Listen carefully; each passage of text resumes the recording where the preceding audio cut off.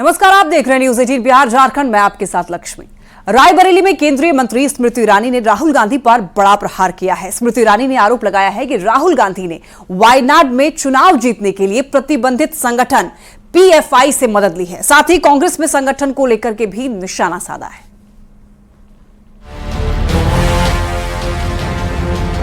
फिर एक बार मोदी सरकार और अब की बार वो दक्षिण भारत को अलग कर देंगे। कांग्रेस ने घोषणा पत्र नहीं, तुष्टीकरण पत्र जारी किया है। आज हमारे देश का लोकतंत्र खतरे में है। पूरे विपक्ष पर हमला है। दो मुख्यमंत्री जेल में हैं। लोकसभा के सियासी रण में पाकिस्तान और पीएफआई की एंट्री हो चुकी है।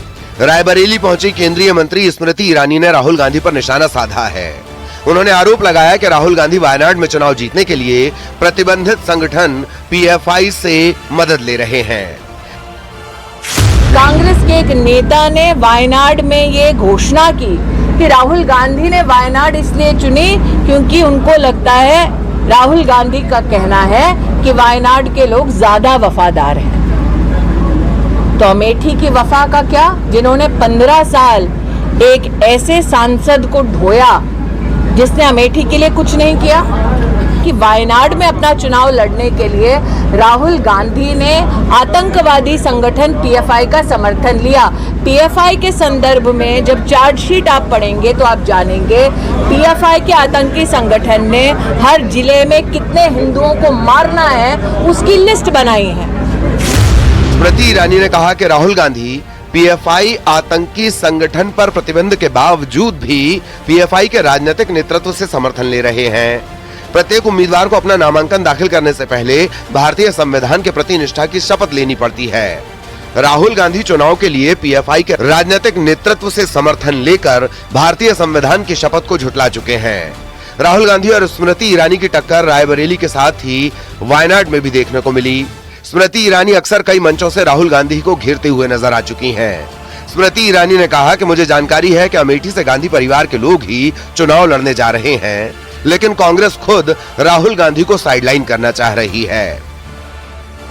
मैं जानती हूं और कांग्रेस के कई नेताओं ने अब जग जाहिर किया है कि कांग्रेस में अंदरूनी कलह है। कांग्रेस में एक खेमा ऐसा है जो चाहता है कि राहुल गांधी को नेतृत्व से मुक्त किया जाए और एक महिला नेत्री को कांग्रेस की कमान दी जाए। मैं उस खेमे को आश्वस्त करना चाहती हूं कि आप राहुल गांधी को पुनः अमेठी में हारते देखेंगे और आप अपना दावा कांग्रेस के नेतृत्व के लिए कर सकते हैं। वायनाड में 26 अप्रैल को वोटिंग है, जबकि 27 अप्रैल से अमेठी और रायबरेली में नामांकन शुरू होगा। ऐसे में कांग्रेस रणनीतिक तौर पर अमेठी से उम्मीदवार घोषित नहीं करेगी, यानी राहुल गांधी के अमेठी से चुनाव लड़ने की संभावना अभी भी बरकरार है। हालांकि माना जा रहा है कि दोनों ही जगहों से उम्मीदवार घोषणा से पहले खड़गे गांधी परिवार से बात करेंगे। इनका जो फैसला है ये गांधी परिवार के अंदर का फैसला है, ठीक है।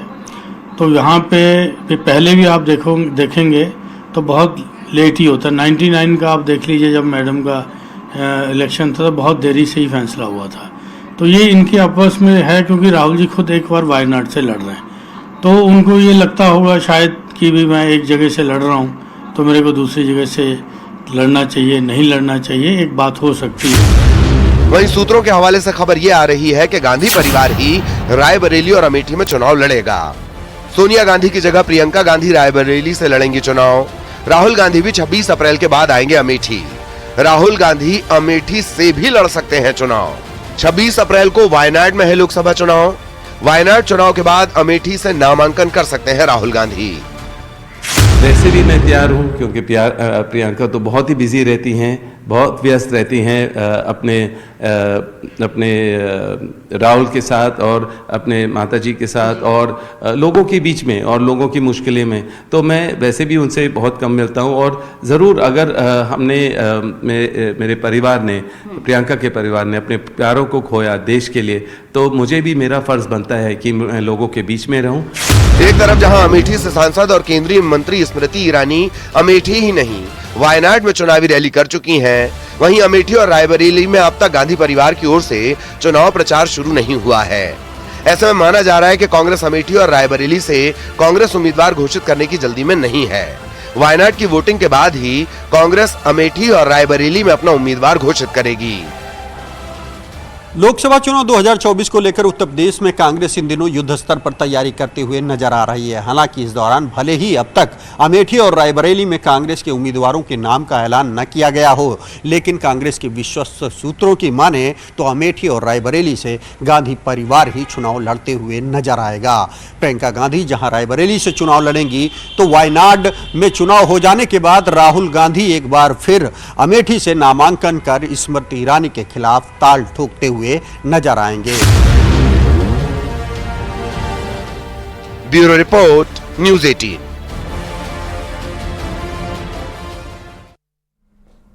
हिंदुस्तान चांद पर पहुंच चुका है और पाकिस्तान का हाल है कि रमजान के महीने में सब्जी, तेल, मीट, दाल, चीनी की कीमतें चांद पर पहुंच चुकी है। पीएम मोदी भी चुनावी रैलियों में पाकिस्तान पर निशाना साध रहे हैं। आखिर क्या है पाकिस्तान की हालत, देखिए इस रिपोर्ट में।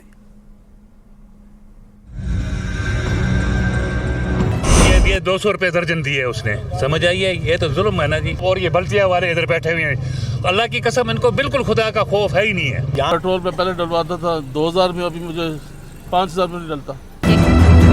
चुनाव हुए, अवाम ने सोचा कि शायद मुल्क का मुकद्दर कुछ बदलेगा, लेकिन हुक्मरानों ने एक बार फिर अवाम को कटोरा पकड़ा दिया है।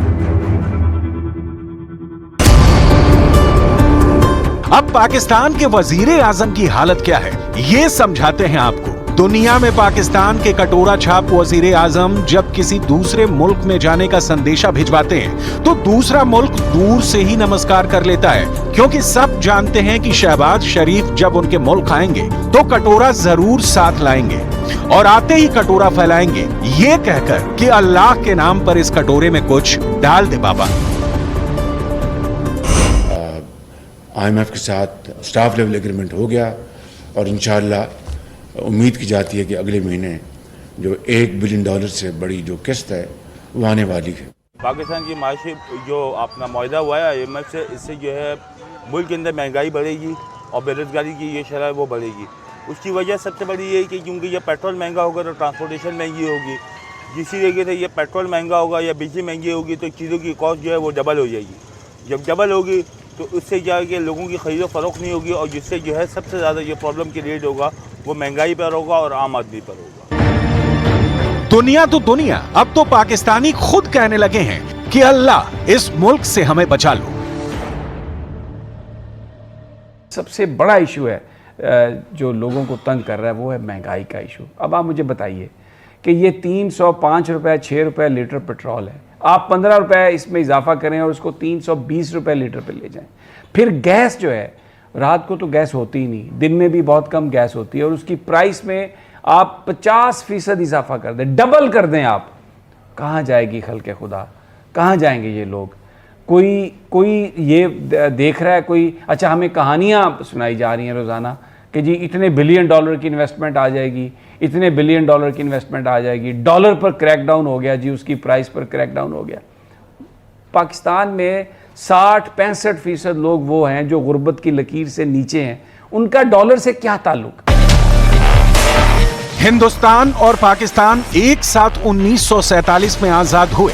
हिंदुस्तान आज की तारीख में चांद पर पहुंच चुका है और पाकिस्तान हर गुजरते दिन के साथ जहन्नुम की खाई में गिरता जा रहा है। पाकिस्तान के लोग ये दुआ कर रहे हैं कि हिंदुस्तान अपना बॉर्डर खोले ताकि वो हिंदुस्तान आ सके। पाकिस्तान औंधे मुंह गिरा है।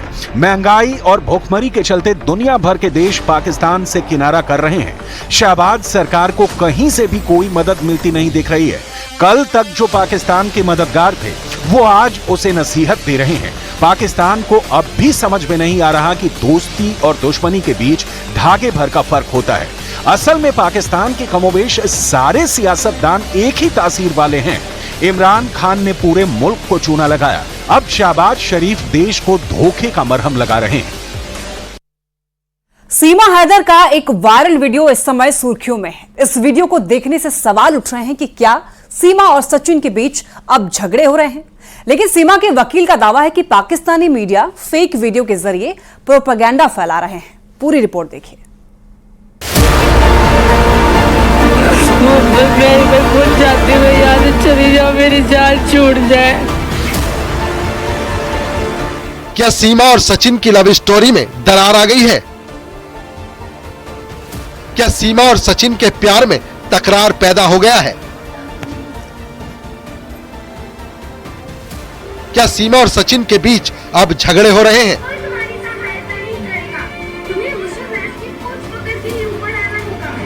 या फिर पाकिस्तानी मीडिया ये प्रोपेगेंडा फैला रही है? मैं खुद जाती हूँ, याद चली जाओ, मेरी जान छूट जाए।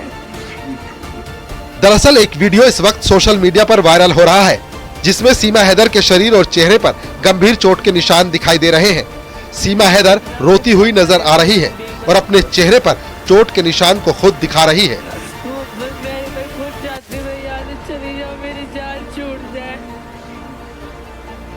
दरअसल पाकिस्तान से भारत आई सीमा हैदर सचिन मीणा के साथ ग्रेटर नोएडा के रबुपुरा में रह रही है, लेकिन इसी बीच आई एक वीडियो ने सोशल मीडिया पर सनसनी फैला दी है। मगर सीमा हैदर के वकील ने इन सभी वीडियो को फेक करार दिया है। जो खबरें चल रही हैं बहुत से बड़े बड़े चैनल्स पर कि सीमा सचिन मीणा की आपस में कोई लड़ाई हो गई है, बहुत लोग छटकारे ले रहे हैं, बिल्कुल पूरी तरह से भ्रामक हैं, गलत हैं। आर्टिफिशियल इंटेलिजेंसी के तहत बना के नकली डाल रहे हैं वो लोग, अपनी दुकानें चला रहे हैं, अपने YouTube चैनल चला रहे हैं, जो कि पूरी तरह से गलत है। दरअसल सोशल मीडिया पर सीमा हैदर के 3 कथित वीडियो वायरल हो रहे हैं और इसे सीमा और सचिन के बीच मारपीट के बाद की बताई जा रही है। लेकिन सीमा हैदर के वकील का दावा है कि ये पाकिस्तानी मीडिया का प्रोपेगेंडा है। उन्होंने आरोप लगाया कि आर्टिफिशियल इंटेलिजेंस की मदद से ऐसा वीडियो बनाकर पाकिस्तानी यूट्यूबर और मीडिया वाले सुर्खियां बटोरने की कोशिश कर रहे हैं। ये पूरी तरह से फर्जी वीडियो है, इसका सीमा और सचिन से कोई संबंध नहीं है। पिछले दिनों आपने देखा कहीं दिखाया गया सीमा के ददिया ससुर एक्सपायर हो गए, कहीं ससुर एक्सपायर हो गए। इस तरह से झूठी अफवाहजनक खबरें चला के इस तरह सोशल मीडिया जो यूट्यूबर्स हैं उनको भी बदनाम किया जा रहा है। पाकिस्तान के कुछ तथाकथित न्यूज चैनल ऐसा कर रहे हैं। वकील एपी सिंह का दावा है कि सीमा और सचिन दोनों अपने घर में आराम से रह रहे हैं। उन्होंने कहा कि उनकी बात फोन पर भी हुई है, लेकिन इस तरह की कोई बात नहीं है। पाकिस्तानी यूट्यूबर अपनी कमाई के लिए इस तरह के वीडियो बना रहे हैं। सावधान रहना है सभी को। अभी भी मेरा लगातार अभी भी बात कोई ऐसी खबर नहीं है सीमा सचिन मीणा के बीच में जिसमें कहीं कोई लड़ाई तो जीवन में उनमें कभी नहीं हो सकती। ये तो बता दो, वो भारत की संस्कृति सनातन पद्धति में रहे हैं। उन्होंने सीता और राम का इतिहास देखा है, राधा और कृष्ण का इतिहास देखा है, उनकी पूजा करती हैं, भाव और भावना के साथ रहती हैं। ये तो दिमाग से निकाल दीजिए आप। और निश्चित तौर पर ये इस तरह से उनको, उनके परिवार को, सचिन को बदनाम करने की जो साजिश है। फिलहाल ये वीडियो कब की है, कहां की है, इसकी कोई पुष्टि नहीं हुई है। वहीं सीमा हैदर के वकील का आरोप है कि ये वीडियो फर्जी है, लेकिन इस वायरल हो रहे वीडियो से सीमा हैदर और सचिन एक बार फिर से सुर्खियों में हैं।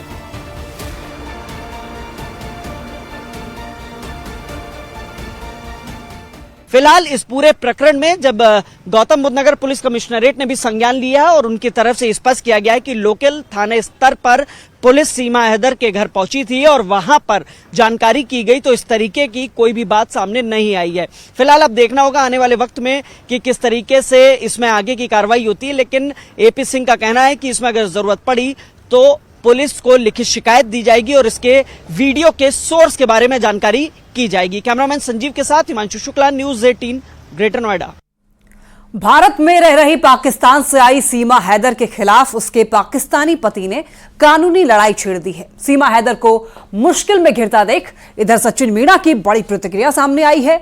सचिन ने गुलाम हैदर को अनाप शनाप ना बोलने की चेतावनी दी है। सचिन का कहना है कि अगर उसने बोलना शुरू किया तो पाकिस्तान भी हिल जाएगा।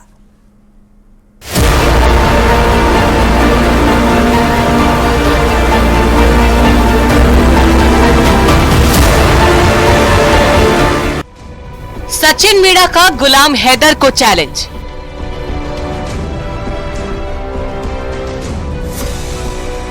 पाकिस्तान हिलाकर रख दूंगा।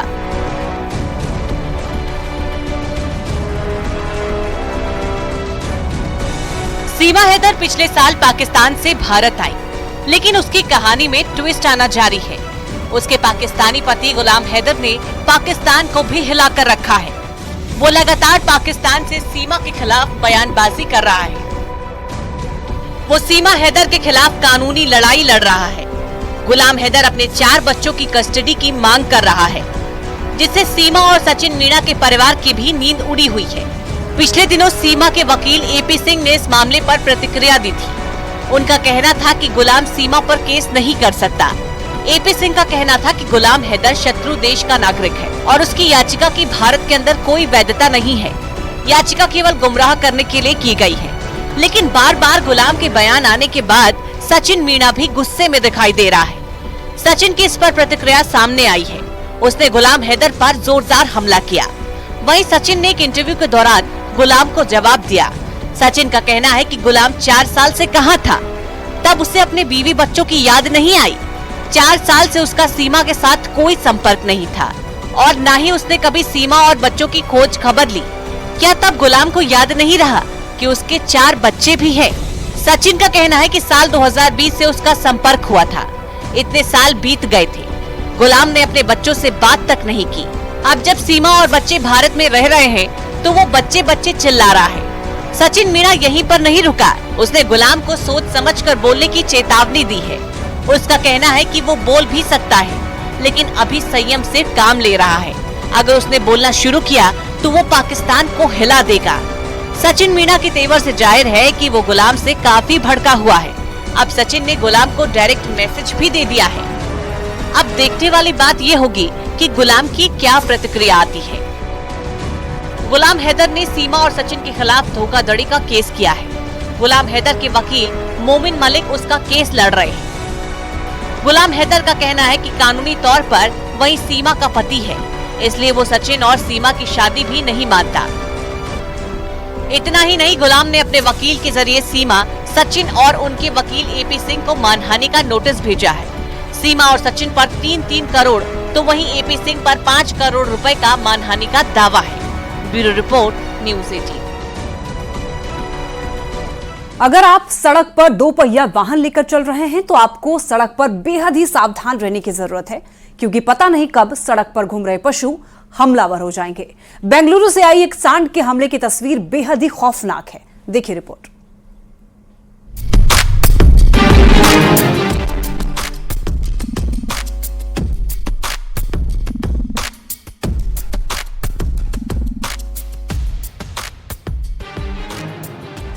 बेंगलुरु से एक चौंकाने वाली घटना सामने आई है। सीसीटीवी फुटेज बेहद ही डरावना है। अगर सड़क पर चले और आपकी गलती ना भी हो तो कोई अनहोनी आपके लिए परेशानी खड़ी कर सकती है। बेंगलुरु में भी ऐसा ही हुआ, जहां एक स्कूटी सवार की जान खतरे में पड़ गई। उसे तो समझ ही नहीं आया कि क्या हो गया। सड़क पर आवारा पशु कैसे मुसीबत खड़ी कर सकते हैं, ये वीडियो देखिए।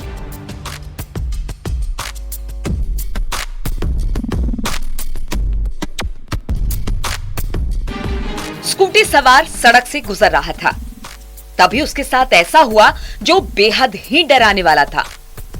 वीडियो में एक महिला पैदल आती दिखी। उसने रस्सी से अपने सांड को पकड़ रखा था, जो सज धज कर आया है और चहलकदमी कर रहा है।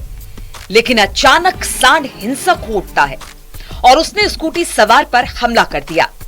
स्कूटी सवार युवक संभल ही नहीं पाया। सांड उसके ऊपर उछला और युवक पर कूदा। इसके बाद तो युवक जोर से जमीन पर गिर पड़ा। सांड हमला करने के बाद वहां से भाग चुका था। विपरीत दिशा से एक मिनी ट्रक भी आ रहा था। स्कूटी सवार ट्रक के पिछले टायर की चपेट में आने ही वाला था। ऐसा लग रहा था मानो अब युवक के साथ बड़ा हादसा हो जाएगा। अगर मिनी ट्रक चालक समय रहते ब्रेक नहीं लगाता तो पीछे का पहिया स्कूटी सवार के सिर के ऊपर से गुजर जाता। लेकिन गनीमत रही कि ऐसा कुछ नहीं हुआ। वो तो ट्रक ड्राइवर बेहद ही चौकन्ना था। उसने अपनी मुस्तैदी का परिचय दिया। ट्रक ड्राइवर ने एकदम से ब्रेक लगाया और इस तरह युवक की जान बच गई। बाद में युवक जमीन से उठा और हैरानी से इधर उधर देखने लगा। युवक ने ट्रक ड्राइवर का जान बचाने के लिए शुक्रिया अदा किया। सांड के हमले में युवक को चोट भी आई है, लेकिन किस्मत उसके साथ थी और ट्रक ड्राइवर की सूझबूझ से वह सकुशल बच गया। सोशल मीडिया पर वीडियो जबरदस्त तरीके से वायरल हो रहा है। लोगों की प्रतिक्रिया सामने आ रही है, जिसमें कोई इसे डरावना कह रहा है तो कोई ट्रक चालक की तारीफ कर रहा है। Bureau report, news 18। Dumka Lok Sabha में बेहद दिलचस्प चुनावी मुकाबले की तस्वीर बन रही है। एक और बीजेपी उम्मीदवार सीता सोरेन, उन्हें चुनौती देने के लिए ताल ठोक रहे हैं जेएमएम प्रत्याशी नलिन सोरेन। दोनों ओर से आरोप प्रत्यारोप का दौर भी शुरू हो गया है।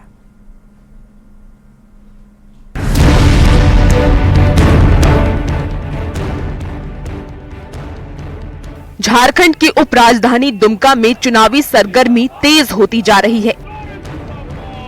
यहां इस बार मुकाबला होने जा रहा है जेएमएम उम्मीदवार नलिन सोरेन और बीजेपी उम्मीदवार सीता सोरेन के बीच। सीता सोरेन और नलिन सोरेन लंबे समय से जेएमएम की राजनीति करते रहे हैं, पर इस बार हालात ऐसे बने कि दोनों एक दूसरे के खिलाफ ताल ठोककर चुनावी मैदान में उतर पड़े हैं। जो भी उम्मीदवार है बीजेपी का उम्मीदवार है और सीता सोरेन की पत्नी है, तो इससे क्या है, जब युद्ध के मैदान में, चुनाव युद्ध के मैदान में अब उतरे हैं तो निश्चित रूप से उसको हराने के लिए। दुमका लोकसभा सीट जेएमएम का गढ़ मानी जाती रही है। 1989 के बाद से हुए चुनाव में दुमका से सबसे ज्यादा 6 दफा जेएमएम को जीत मिली, जबकि बीजेपी को सिर्फ 3 बार ही जीत नसीब हो सकी। जेएमएम अध्यक्ष शिबू सोरेन इसी सीट से 6 बार लोकसभा पहुंचे, जबकि बाबूलाल मरांडी 2 बार और सुनील सोरेन 1 बार जीते।